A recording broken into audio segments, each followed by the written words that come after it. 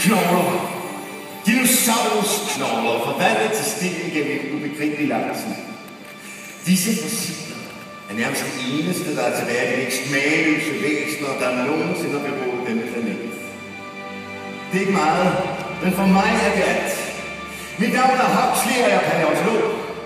Det betyder, at jeg tilbragte mit liv med at grave i jorden efter fossiler som denne. Med at analysere spor, der er frosset fast i tid. Brikker af et puslespil, der lader os forestille os, hvordan livet var dengang. Glæder jeg til at se, hvor det kan føre os hen.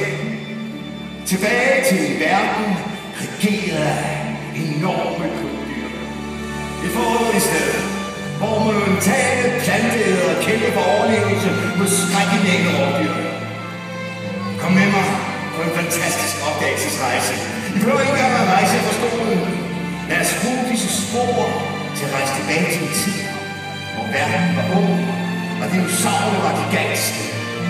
Kom med mig på en rejse.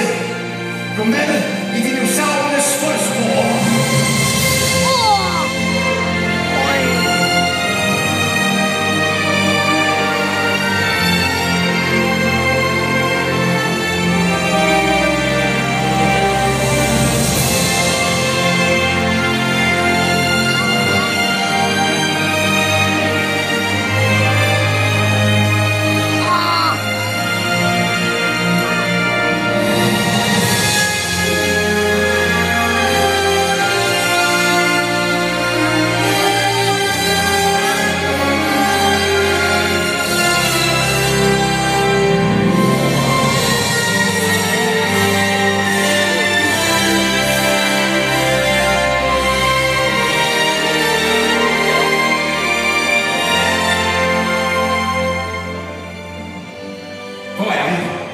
Hvor langt tilbage er det rejst?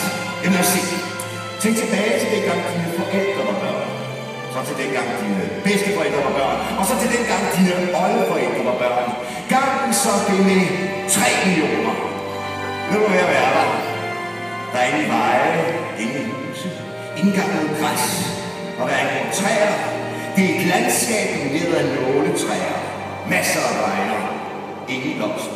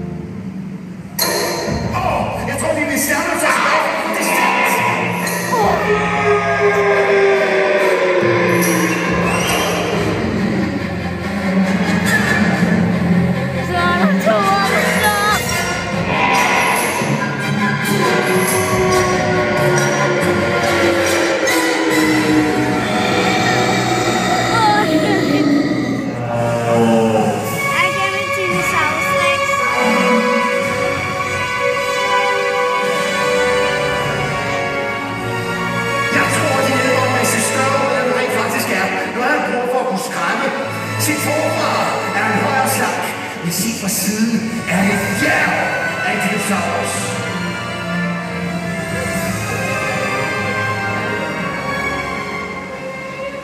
Og se, de kigger på hans hale. Med en længde på over 1 meter kunne de smide sig gennem til den sejeste ud. Man skulle tro, at Stegosaurus ikke kunne være bange for noget som helst.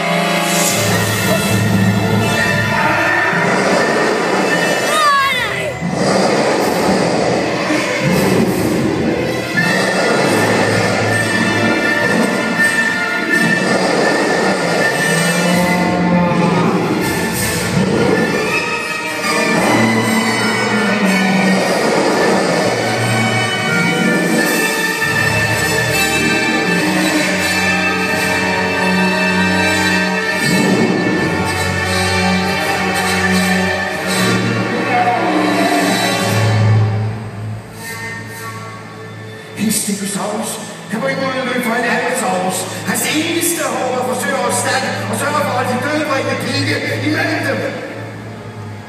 Nej.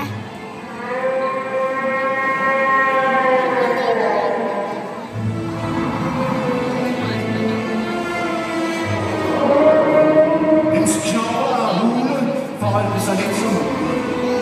De enorme vinger giver dem 20 kvadratmeter sejl at holde sig op med, og de er udstyret med sensorer, der uafbrudt sender oplysninger til hjernen, så den kan trimme sine sejl og svæve på selv den blødeste bris.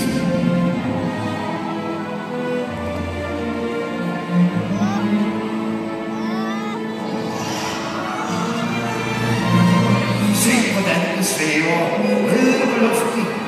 Den kan tilbage over 65 km fra en kæmpetop, eller på en luner opdrift, skabt af de vulkanske spalter der.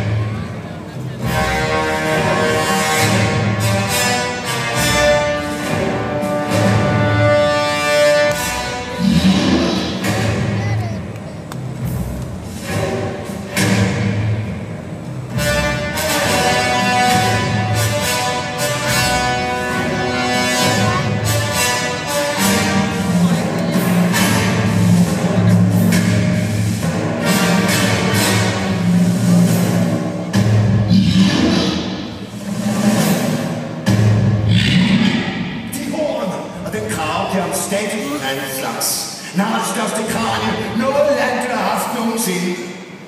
Og alligevel er han ret social art. Han kan lide at gå i flokke. Ja, social art til en vis grænse. Han er også territorial.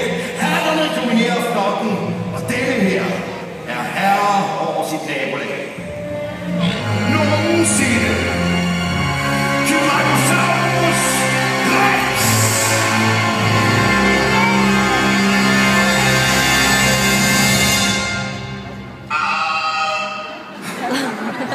Det her de bliver større.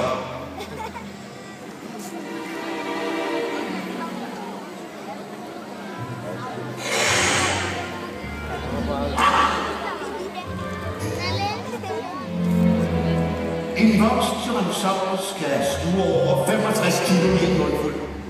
Det svarer nogle gange til, hvad 2 supermodeller vejer.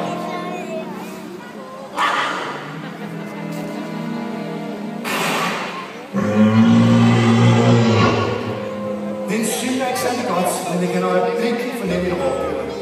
Selv et lille et som det her.